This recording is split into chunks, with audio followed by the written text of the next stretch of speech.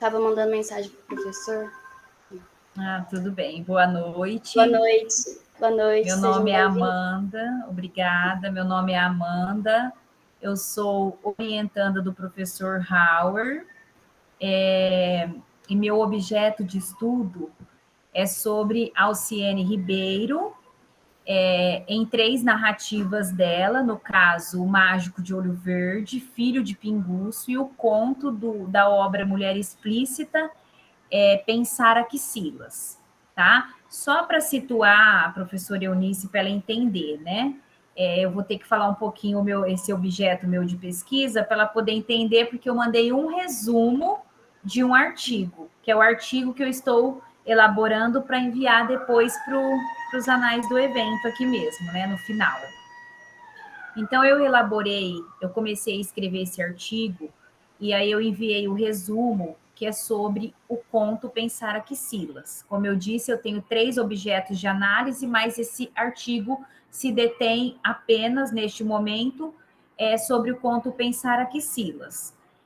E, no caso, por isso que eu enviei esse resumo, tá? Mas ele faz parte do meu objeto de pesquisa, porque enquanto nós estamos, né, a caminhar no doutorado, realizando disciplinas, cumprindo atividades em eventos, então os professores nos orientam para ir escrevendo já algo sobre o objeto de pesquisa, né? E aí depois a gente até aproveita para a tese em si. Então, eu estou escrevendo este artigo, tá? Este artigo que é intitulado Turbilhão, um aspecto do modo de narrar, de Alciene Ribeiro, tá? Porque eu pesquiso ela e o meu foco, a minha proposição da minha tese é justamente comprovar que Alciene Ribeiro ela apresenta um modo peculiar de narrar os fatos, né, as ocorrências dos seus contos. Em específico, nessas 3 narrativas que eu citei há pouco, que é o meu objeto de pesquisa, eu vou identificar, né, farei esse trabalho de identificação, né, por meio de toda a fundamentação, para poder comprovar que na escrita de Alciene Ribeiro há esse turbilhão, ao qual eu e o professor Hauer estamos denominando como um dos aspectos do modo de narrar de Alciene, a estética do turbilhão. Esse turbilhão é pelo fato da autora manipular vários elementos em sua escrita, em sua narrativa. Né? No caso, ela faz um vai e vem dentro da narrativa, principalmente nesse conto Pensar Axilas, né, na questão do tempo, o silêncio, vozes, passado, presente, utiliza-se sumários, refrão, é um vai e vem constante. Então, assim, é um conto bem difícil de interpretação, né, porque ele é um conto, ele é instável, assim, você tem que se prender muito para você conseguir identificar, por exemplo, início, meio e fim. Por exemplo, é um vai e vem constante de vozes dissonantes mesmo. E então, eu estou escrevendo esse artigo e propus para apresentar no evento, tá? Eu vou apresentar os slides aqui que eu elaborei, alguns tópicos, para eu poder ir me norteando na fala. Vou colocar aqui para apresentar. Deixa eu ver se eu consigo.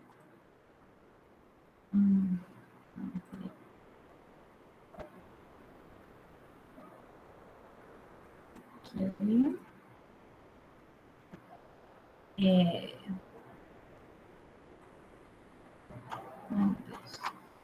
Vocês estão vendo os slides? Sim. Ah, tá, porque eu não vejo vocês aqui agora no momento. Então, vamos lá. Então, a temática, né, do meu artigo é Turbilhão, um aspecto do modo de narrar de Alciene Ribeiro no conto Pensar Axilas.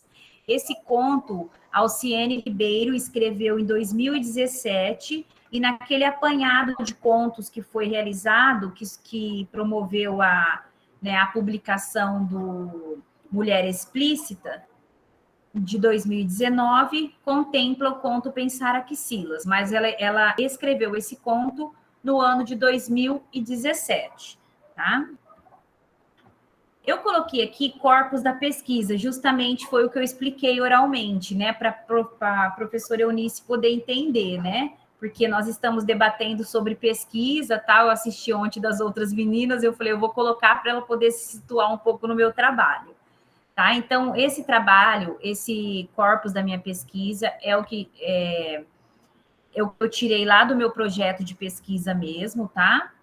Então, o meu trabalho, no caso, ó, ele propõe um estudo bibliográfico e documental, tendo como corpus as narrativas ficcionais, O Mágico de Olho Verde, de 84, e Filho de Pinguço, de 89. E o conto Pensar Axilas, da obra Mulher Explícita, de 2019, de Alciene Ribeiro. O modo peculiar de narrar da escritora cria um movimento que nomeamos de a estética do turbilhão, um tipo narrativo de alternância frenética, que dialoga entre opostos, no caso, o silêncio e as vozes, ações e espera, reiterações e discursivas contínuas, desenvolvidos em tempos e espaços dentro da narrativa. Aí, no caso, fundamentaremos essa pesquisa no dialogismo de Michael Bakhtin, em Estética da Criação Verbal, e Marxismo e Filosofia da Linguagem, os estudos de processo e formas de silêncio de Orlandi, em As Formas do Silêncio e do Movimento dos Sentidos, Le Breton em sua obra Do Silêncio, perpassando pelos estudos da teoria do conto, sob o viés teórico de Cortázar, em alguns aspectos do conto, e Piglia em sua obra Formas Breves. Nas análises das obras, o aporte recairá sobre as teorias da narrativa e suas categorizações, com os estudos de Gerard Genet em Discurso da Narrativa, e José Frank com a forma espacial na literatura moderna. Claro que vai surgir ainda mais outros autores, a fundamentação teórica vai crescer muito mais, né? Isso é para iniciar a pesquisa mesmo, tá? Então, como eu disse, o meu corpus é análise, e nós temos o compromisso aí, né? Eu tenho aí o desafio de comprovar na minha tese esse tipo narrativo, né? Essa forma que a Alciene cria, né? Como ela cria esses movimentos dentro do texto, ao qual nós podemos denominar como a estética do turbilhão, né? E nesse artigo em específico, eu trouxe o estudo, eu fiz um recorte, trouxe o estudo de uma das categorias da narrativa, porque será um dos pontos fortes do meu trabalho. Eu vou analisar todos os elementos da narrativa dentro desses 3 materiais de estudo, dessas 3 obras. Então, eu vou analisar tempo, espaço, na questão do tempo aí entra, né? O que eu trouxe no meu artigo, as anisocronias, vou analisar a questão de refrão, vou analisar a questão das personagens, tempo da narrativa, todos esses aspectos, tá? Na questão da categorização. E, no entanto, nesse artigo, eu me detive apenas em analisar a questão do tempo, o uso das anisocronias, trazendo fragmentos do conto, né, de uma forma bem didática, que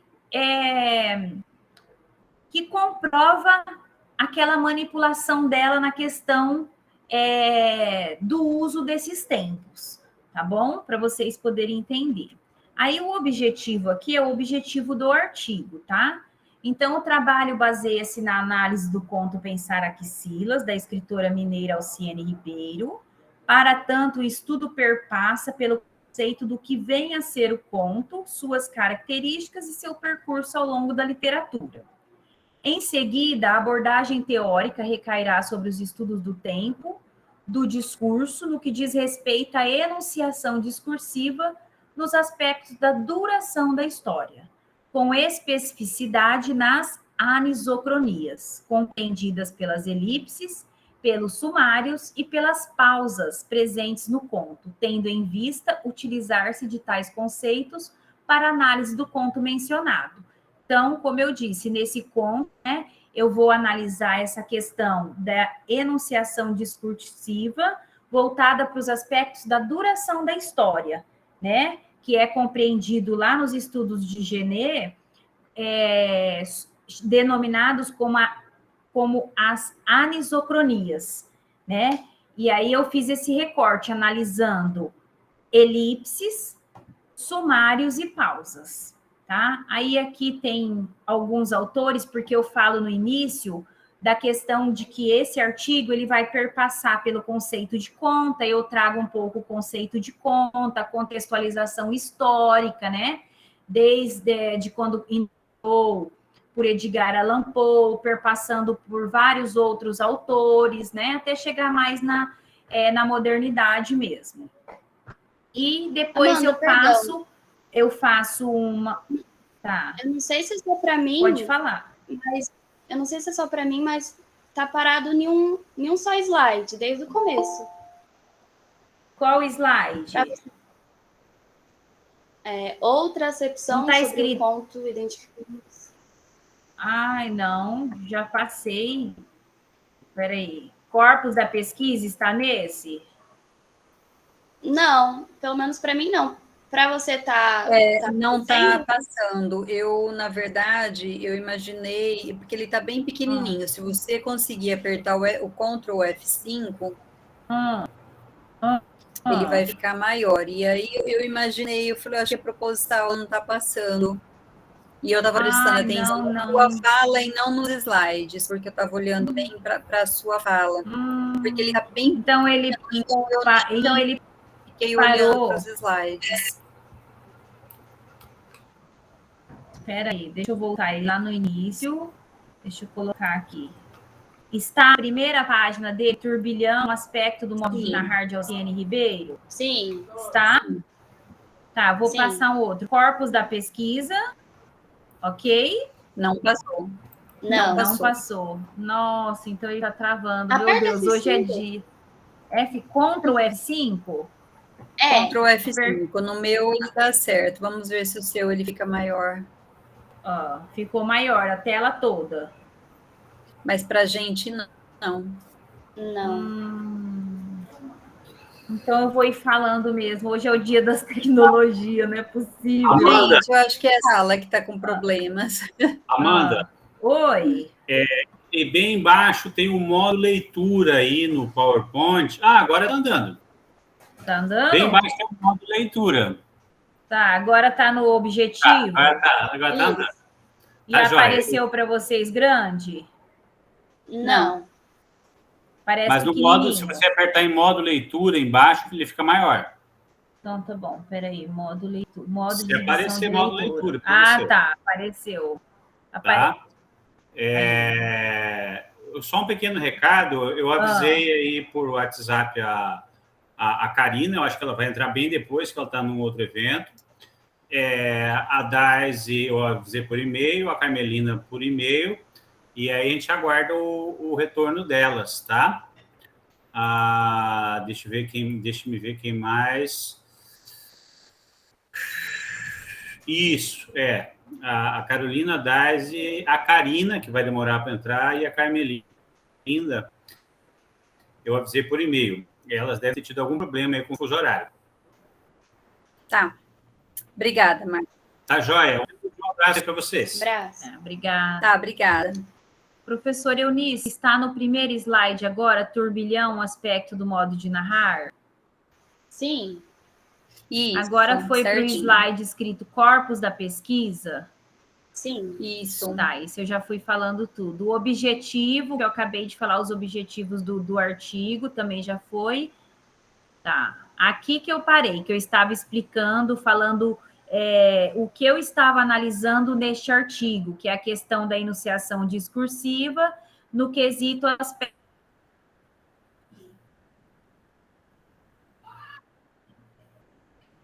da duração da história. Cidade mostrando a presença Amanda, deixa eu só interromper você um pouquinho. Deste conto. tá? Então, é uma fatiazinha... Amanda, tá me ouvindo? Sim. Pode falar. Amanda, eu estou vendo aqui bem pequenininho. Sim, pode falar. Você está no terceiro slide D16? Isso. Mas isso? É bem rápido. D16. Tá, Os porque assim, eu não estava marcando o tempo, porque como nós estamos aqui só nós, é só assim para... A gente vai marcar o tempo agora de 15 minutos mesmo, mas como você já falou, a gente vai marcar mais ou menos mais 10 minutos, já faz uns 15 que você está falando, né, 10, 15 minutos, mas por conta de todos esses problemas, a gente vai marcar agora, tá? Cerca de 10 minutos para você ir finalizando, porque se as meninas chegarem, aí a gente entra muito no tempo depois, tá bom? Sim, eu entendi. Vou marcar agora, tá? Tá, aí você me avisa, tá? Porque eu não estou vendo vocês, tá? Pode me interromper e falar, deu tempo, tá? Aqui, como eu disse, eu faço a primeira parte, conto e contextualização. Eu trouxe aqui uma citação de Moisés, né? Falando de Moisés e Cortázar, falando sobre o conto, tá? Eu não vou ler também isso. Da Nádia Batella Gottlieb também, tá? E aí, a síntese de pensar aqui Silas, tá? Então, em uma pesquisa realizada no blog do grupo de pesquisa Alciene Ribeiro, encontramos uma matéria intitulada Conto Inédito de Alciene Ribeiro, publicado no Suplemento Literário de Minas Gerais. E nesse suplemento, é uma entrevista que ela respondeu algumas questões para a doutoranda Karina de Fátima Gomes, né? E ela pergunta, né, como se dá o processo de criação literária dela, e ela faz um registro com relação ao pensar aqui Silas. Então, ela fala aqui, né? No caso, né? Ela fala, não, o que eu extraí lá uma síntese para vocês poderem entender primeiro, né? Anunciando que pensar aqui Silas faz registro tragicômico de fobia sexual mesclada à erotização dos corpos desejados e desejantes, sendo os corpos apreendidos e despedaçados em subpartes que sufocam o erótico no instante mesmo em que ele se manifesta. O enredo dialoga com a sociedade de massas, com a indústria cultural, com questões de gênero e com as pequenas misérias da alma humana no seu exercício de seu medíocre existir. Alciene, no conto, refina ainda mais o seu peculiar e personalíssimo artesanato textual, né? Com elipses, cortes, ritmo sincopado, inversões cronológicas e metáforas, entre outros tropos e recursos narrativos.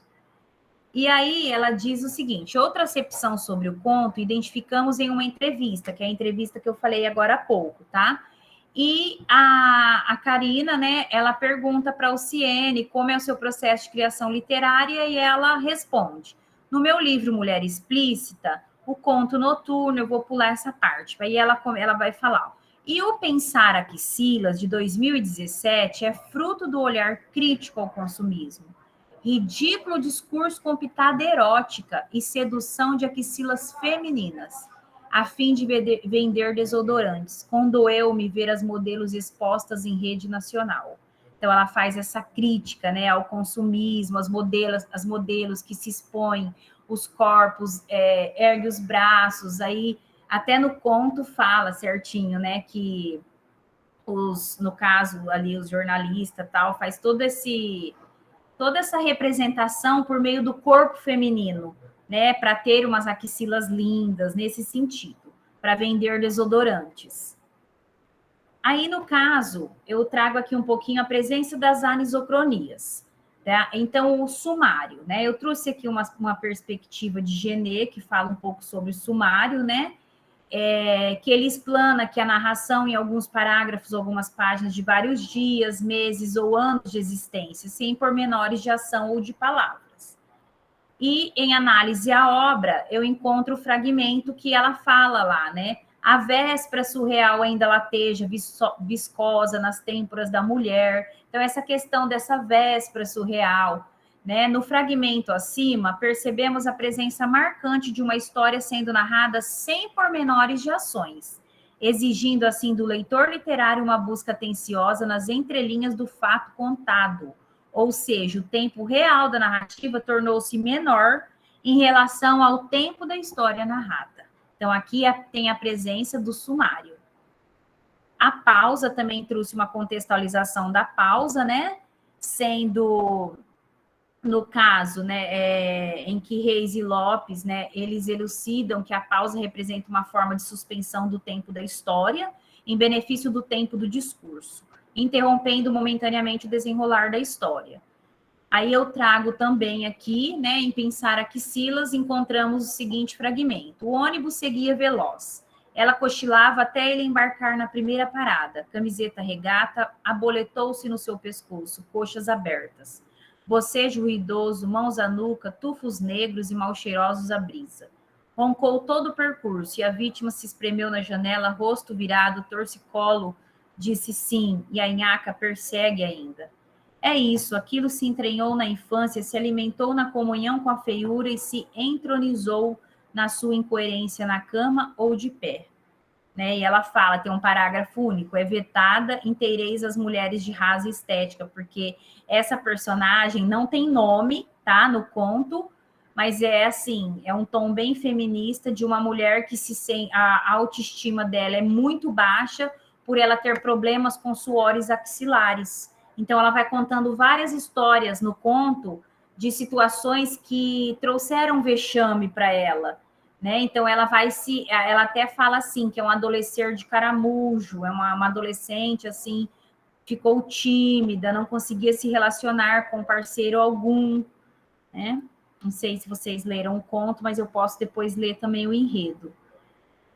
Então, analisando os fragmentos acima com relação à pausa, percebemos a presença do elemento narrativo pausa quando a escritora utiliza-se de vários segmentos descritivos, de forma a enfatizar o encadeamento das ações descritas em uma mesma cena, focalizando numerosos detalhes nos quadros narrativos expostos, em que o leitor tem uma maior contemplação e entendimento da história. Então, aqui no quesito pausa, ela vai enfatizando, descrevendo, né, várias cenas caracterizando-se pelo elemento narrativo como pausa, que ela usa isso. E a elipse, né, que eu trouxe também aqui, de Reis e Lopes, né, que constitui toda forma de supressão de lapsos temporais mais ou menos alargados, ou supressão essa que é denunciada de modo variavelmente transparente. Tem outra de Genet também, mas não vou me prender agora no momento, e de acordo com os conceitos abordados, encontramos no conto, né, na tessitura textual, algumas formas de elipse, né? Então, quando ela diz, aquilo negligencia o senso do ridículo, invade a privacidade, incrementa o consumo do supérfluo e vende erotismo, como se o enigma existencial se resumisse à axilar realização. Outro fragmento também que ela traz, utilizando elipse. Sem alternativa, arcou com o fardo e cresceu apesar de, aos solavancos do eu. Tempo afora, aos trancos e barrancos, devagar se acomodou aos conformes da epiderme e, quase resolvida, deparou com Cupido. Analisando esses fragmentos acima, podemos observar a presença elíptica, até porque a escrita de Alciene Ribeiro, ela assim, é uma escrita que tem fortemente a presença da elipse, né? Então, ela utiliza-se muito, avançando sem recuo e acelerando os fatos diante do tempo da história, em que o leitor depara-se com o avanço de forma rápida entre a sucessão dos fatos que vão moldando e proporcionando a sequência da diegese. E, por esse ângulo, todo o estudo aqui apresentado aspirou a demonstrar alguns elementos da enunciação narrativa presentes no modo de narrar da escritora mineira, de forma a entender os movimentos turbilhoantes presentes na construção do conto Pensar aqui Silas. Percebe-se ainda o artesanato textual por meio do jogo de palavras, a subjetividade, de maneira a não evidenciar a visibilidade de suas intenções ao leitor. E, por fim, o trabalho aqui nos possibilitou um estudo no campo da narrativa intertextualizado, com fragmentos do conto, e possibilitou uma visão crítica no que diz respeito à temática sinalizada pela escritora, que se utiliza de uma linguagem simples e autêntica em sua construção narrativa, permitindo uma leitura linear do texto, que encontramos nas contribuições de Antônio Cândido, quando ele nos diz, no sentido significativo de que toda obra literária pressupõe esta superação do caos, determinada por um arranjo especial das palavras e fazendo uma proposta de sentido. Então, a Alciene faz, né, esse arranjo das palavras, né, que por fim tem todo um sentido, né, por trás ela está trazendo ali uma temática, está abordando uma temática, né, uma crítica, enfim. Então, aí as referências, deixa eu tirar. Então é isso, eu vou parar por aqui, que eu acho que eu extrapolei todos os meus tempos hoje, tá? E agradeço a atenção de vocês. Nós que Obrigada, agradecemos. Amanda, pela fala. Isso, nós que agradecemos a sua fala, Amanda. É muito interessante, eu conheço esse conto, o Pensar Axilas, eu conheço de fato, numa primeira leitura, parece que a gente está nós ficamos meio perdidos, né? O leitor fica perdido, mas é bem bacana esse jeito de narrar, né? Da Alciene, muito interessante. Ela tem um jeito bem peculiar em alguns contos, né? Depois nós vamos juntando as partes, meio que parece um puzzle até, né? Um quebra-cabeças que a gente vai juntando e formando ali na narrativa, né? Bom, eu acredito que a gente possa depois discutir, falar mais, se as meninas chegarem, né? Eu não sei o que pode ter acontecido. Eu vou apresentar o meu trabalho, né? E depois, ao final, a gente conversa um pouquinho sobre os trabalhos, tá? Eu vou tentar compartilhar aqui com vocês, vamos ver se eu consigo. Não é esse daqui.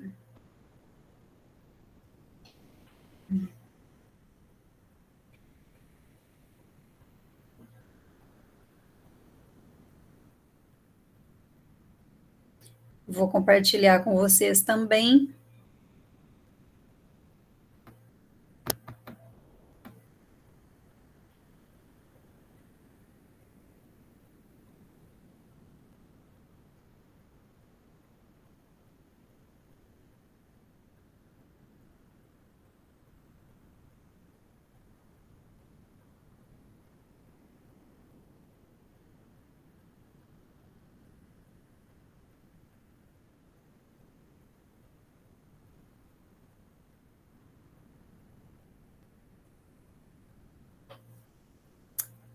Vocês estão vendo a tela?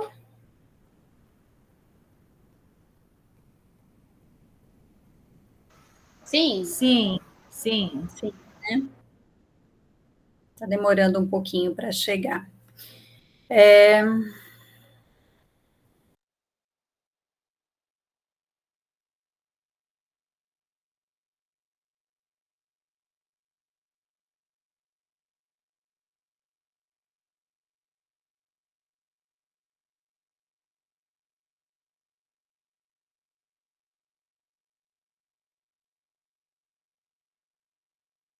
Professora, seu microfone está desativado.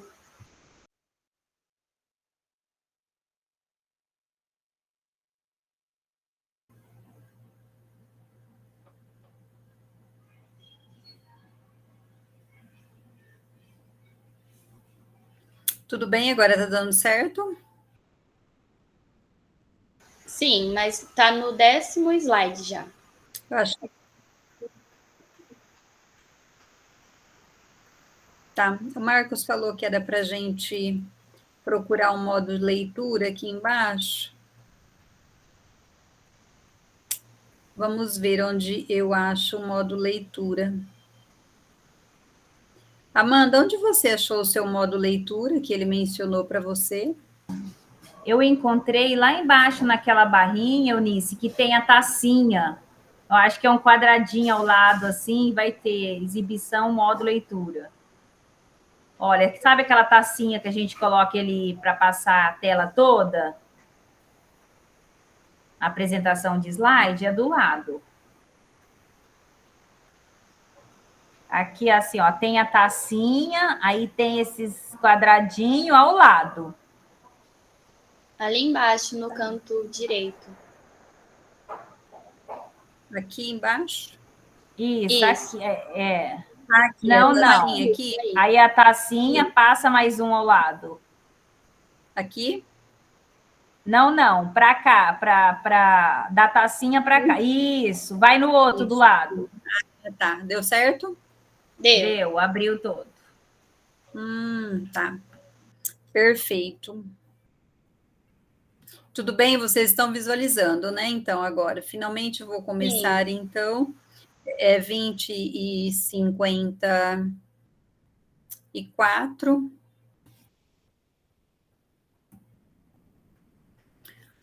Bom, o meu trabalho, né, o Espaço Urbano Disfórico em Luiz Vilela, é um artigo, eu fiz o meu pós-doc, né, aí na UFMS, sobre o Luiz Vilela, né, a metacrítica da fortuna crítica de Luiz Vilela, e por conta disso eu li grande parte da obra, né, quase a totalidade da obra do Luiz Vilela. E nesse artigo eu resolvi falar sobre o espaço disfórico na obra dele como um todo, tá bom? Tanto eu elenquei aqui romances, um romance e alguns contos, tá? Então, a cidade, com suas múltiplas facetas, faz parte de um mundo marcado por uma visão fragmentada e por diversas formas de convivência, né, de um modo geral na literatura. Já na poesia do Baudelaire, no século XIX, o passante ele surge meio que estupefato diante do espaço urbano. Multidão, prédios, galerias, ruas, tudo sentido por meio de um estado de embriaguez ante a celeridade do progresso. São diversas abordagens que a gente tem do espaço urbano na literatura, né? Algumas obras trazem o crescimento da violência, outros tratam da atração, da repulsa, né, do ser humano por esse espaço, a contraposição com o passado, não raras vezes é tocado por um sentimento de nostalgia, a marginalização social, a solidão, são inúmeras as questões que são tratadas na literatura desse espaço, né, urbano, né, e essas questões, elas acabaram se intensificando no século XXI, né, algumas dessas questões, elas se tornaram muito intensas, né, como, por exemplo, o tratamento da violência, né, e isso acabou se intensificando no presente século, tá? Então, nesse contexto aqui que eu iniciei, falando aqui para vocês do tratamento da cidade, nós analisamos esse tratamento, né, dado às grandes cidades, nas narrativas do Luiz Vilela.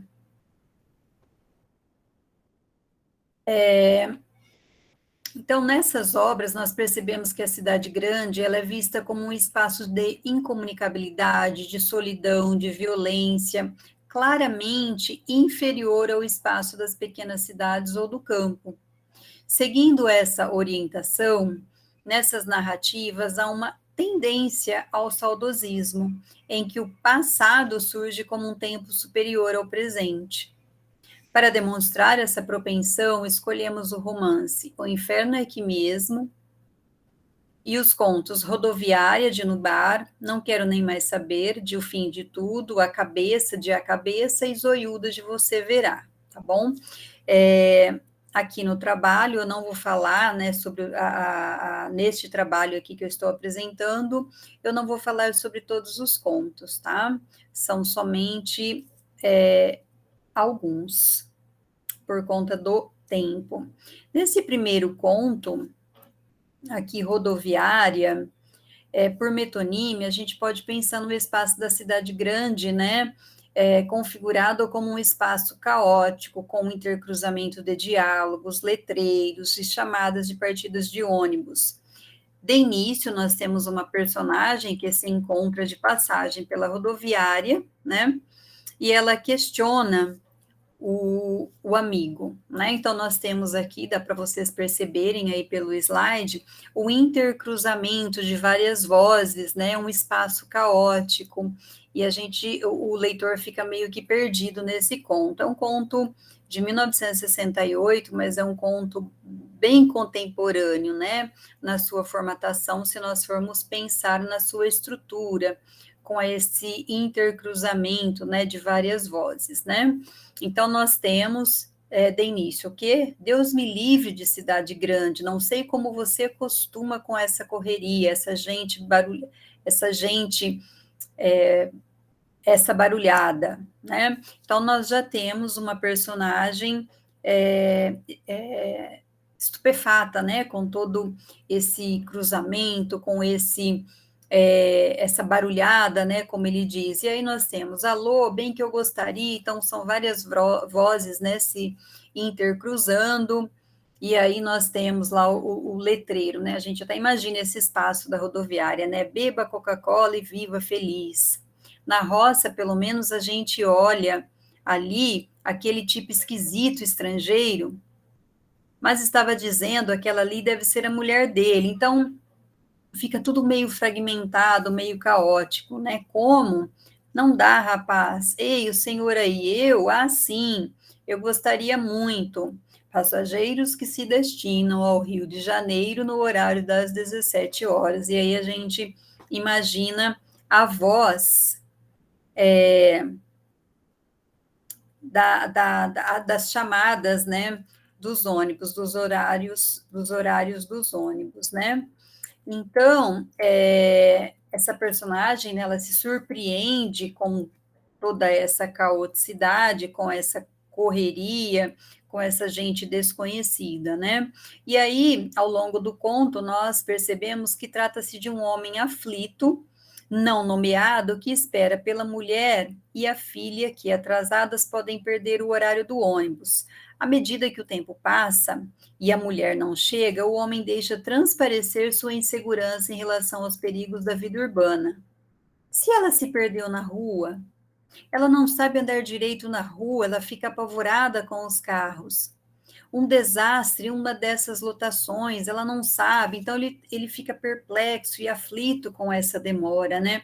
Fico pensando na Betinha, na filha, né? Ela é muito sapeca, pode ter escapulido e corrido na rua. E aí, essa recorrência desse letreiro, né, beba Coca-Cola e viva feliz, indica também a força da propaganda, né, do mundo capitalista, que é muito mais intensa, essa força é muito mais intensa nas cidades grandes, né, e a sociedade aí constantemente bombardeada. Só para vocês terem ideia da visão, né, desse espaço caótico na literatura do Luiz Vilela aí de início. Depois, nós vamos falar aqui um pouquinho sobre O Inferno é Aqui Mesmo, que é um romance de 1979. Nesse romance, nós temos os bastidores de um grande jornal da metrópole paulista, né?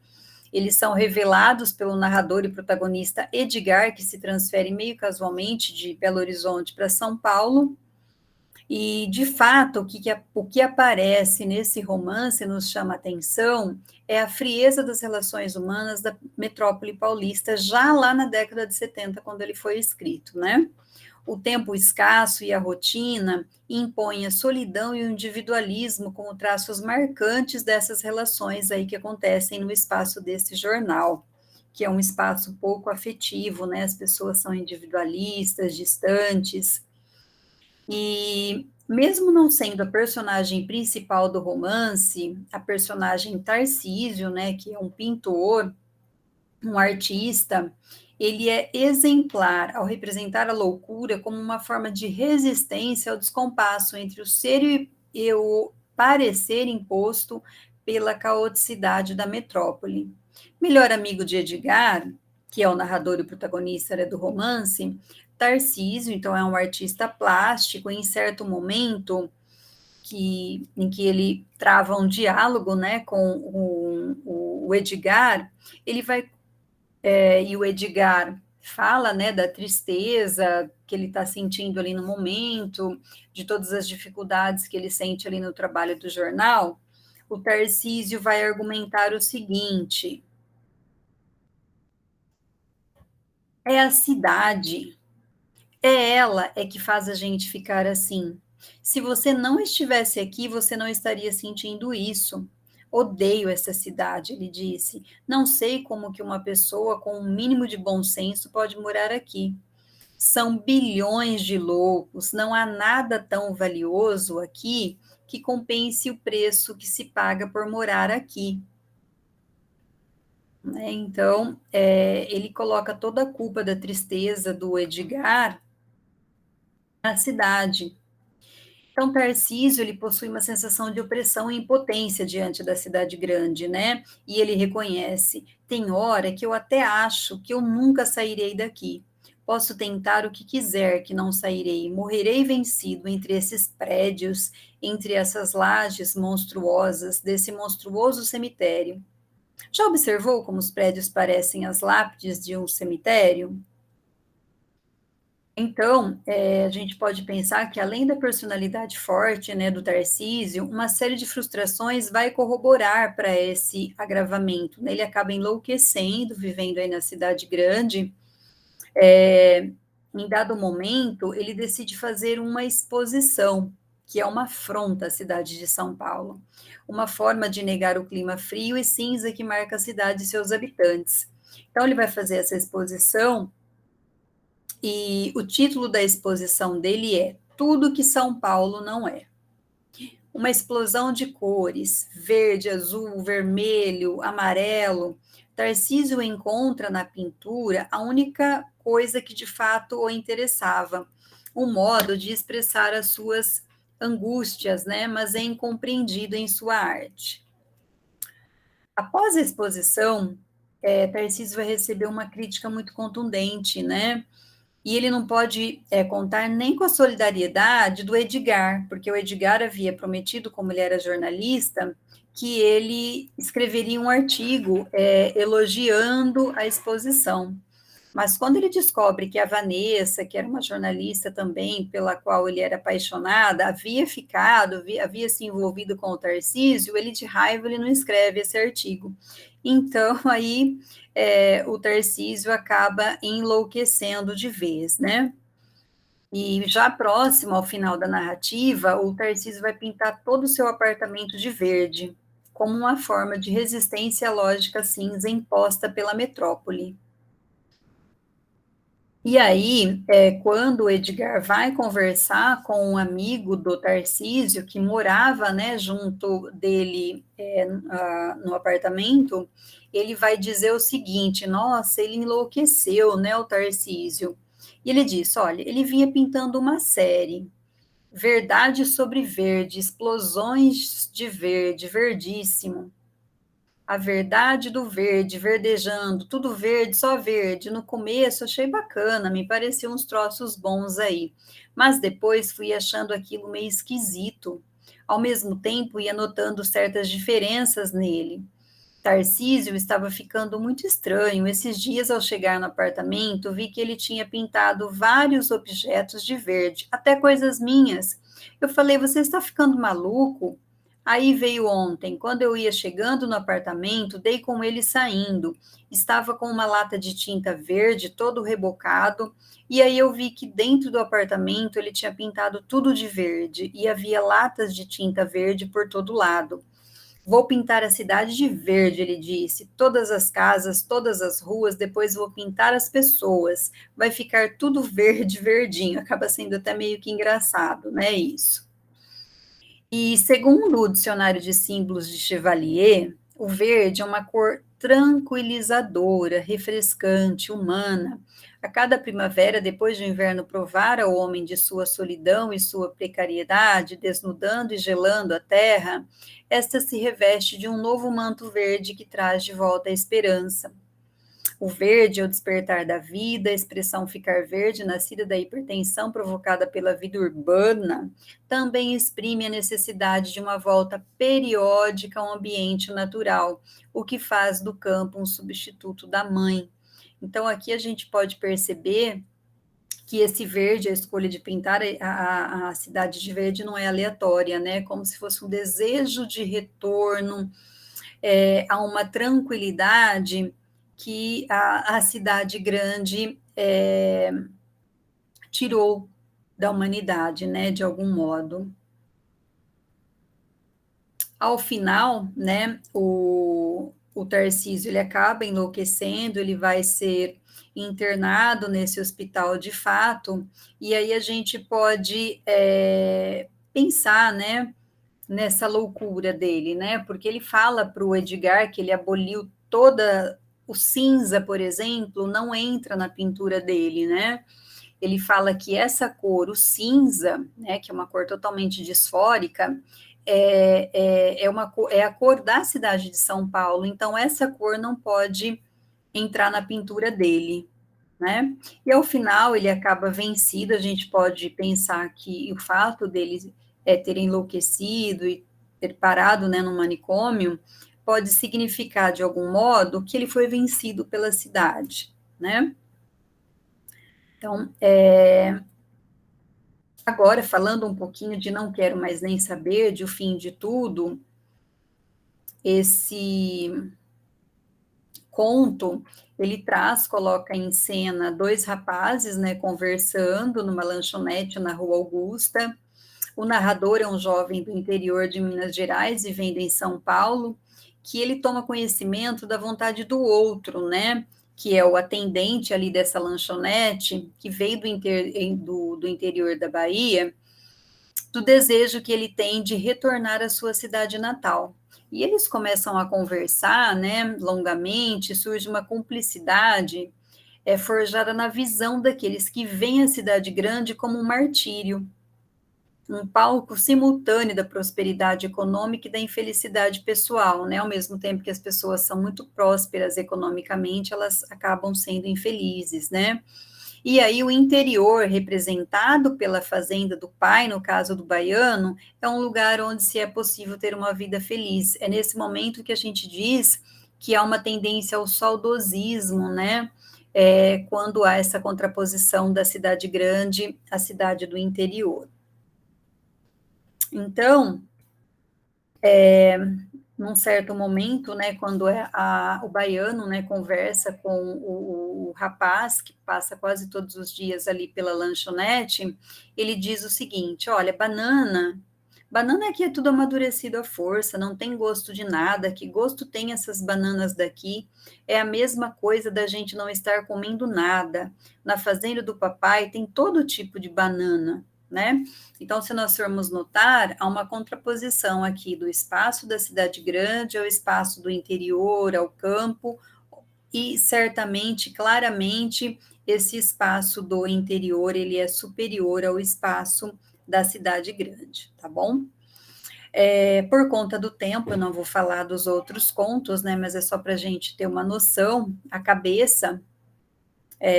o enredo desse conto é uma cabeça que é encontrada numa cidade grande, né?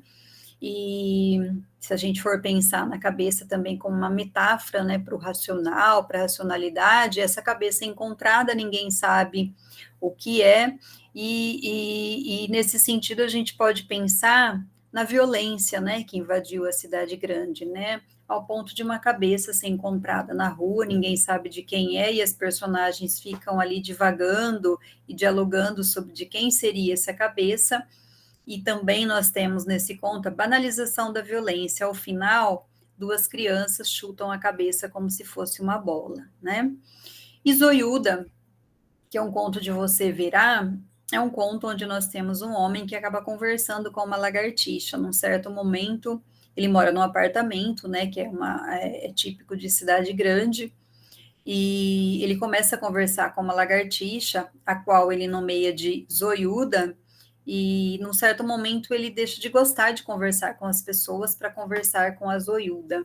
É um conto também bem interessante, e de algum modo esse conto, ele marca, né, a solidão, a incomunicabilidade a que as pessoas da cidade grande elas são submetidas, ok? Pessoal, a teoria quase não apareceu muito, né, aqui eu optei por falar dos enredos e dos contos, né, para dar ideia de como esse espaço aparece na obra do Luiz Vilela de um modo mais genérico, ok? Obrigada. Obrigada, professora. Excelente fala. Alguém mais chegou das meninas? Não. Ninguém mais. Bom, meninas, acredito então que seremos só nós hoje mesmo, então. Agradeço aí aos presentes, né, que estão aqui. Não sei se vocês gostariam de fazer alguma pergunta ou falar fazer alguma consideração sobre as nossas falas, tá? Se vocês quiserem, fiquem à vontade. Tá bom? Depois, né, esses textos serão publicados nos anais, aí vocês podem ver a formatação dele como um todo. Tá bom? Professora Eunice, eu gostei bastante da sua explicação desses contos, não li, não tenho conhecimento deles, né? Quando a gente começa a pesquisar um determinado autor, a gente só lê sobre aquele autor, né? É incrível, só lê aquilo, tudo interessa sobre ele. Mas, assim, achei muito interessante, a hora que você foi discorrendo, contando esse enredo, eu fiquei até associando com o conto que eu estou analisando também, esse intercruzamento, né, de várias vozes, essa questão que você falou também acho que foi no primeiro conto, né, no bar, acho que foi, da personagem, assim, estupefada, assim, pelo movimento da cidade grande, né, e essa questão também dessas relações, né, das relações das pessoas individualistas, nos contos da Alciene, eu percebo também essas marcas, essas características, né, eu achei muito interessante, bem legal sua pesquisa. Foi a sua pesquisa do pós-doc? Isso, obrigada. Foi o pós-doc, eu fiz aí em Três Lagoas, né, na UFMS. Eu tive uma bolsa, né, da CAPES para fazer o pós-doc, e aí eu pesquisei o Luiz Vilela, né, na verdade eu trabalhei já no mestrado e no doutorado, eu já havia trabalhado com literatura brasileira, e aí muita gente trabalhou com o Luiz Vilela nessa época. Agora o professor Hauer, né, ele mudou, né, ele está concentrado, os estudos estão concentrados aí na Alciene, que também é de Minas, né, pelo menos o que eles têm em comum, ambos são mineiros, né, então ele continuou nos mineiros. E eu conheço algumas coisas da Alciene, eu também gosto bastante do jeito de narrar dela. O Vilela, ele tem um modo mais seco de narrar, né, salvo esse conto aí que há esse intercruzamento de vozes, o jeito dele é mais seco, com menos digressões, né? E assim, acaba sendo um pouco diferente nesse sentido, mas ambos são mineiros e rendem, né? E rendem. Aí espero que você consiga trabalhar muita coisa, né? Que você vai trazer aí para esse conto, muita né? coisa, muita teoria, verdade. Eu percebi que tem muita teoria, né? O Hauer falou para mim, eu falei, se eu vou analisar quais aspectos da categoria da narrativa, todas. Eu falei, meu Deus do céu! Eu estou aí nessa luta, né? Aí, né?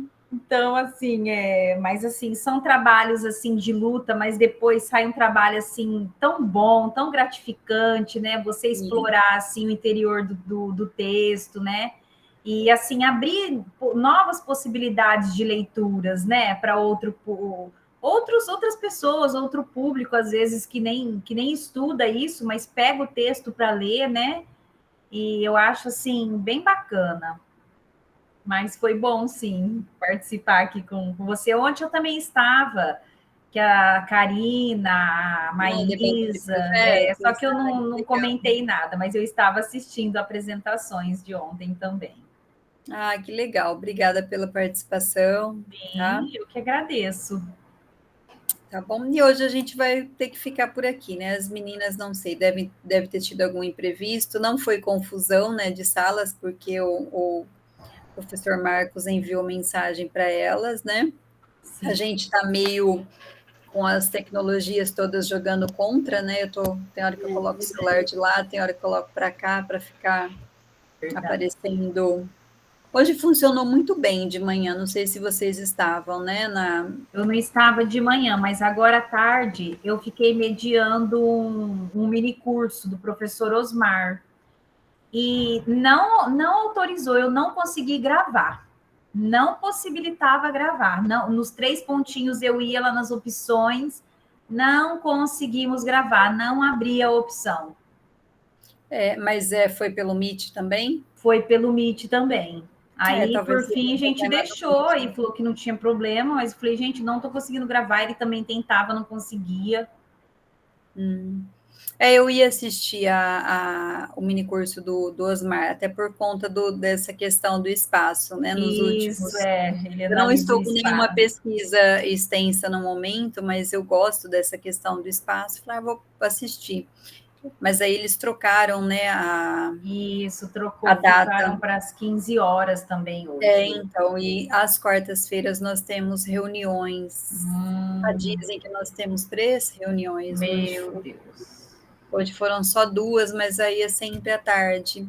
A tarde toda, né? Hoje já não deu para eu participar, mas eu estava querendo participar. É um tema bem interessante. E eu conheço um pouco da obra da Adriana Lisboa, né? Que ele analisou.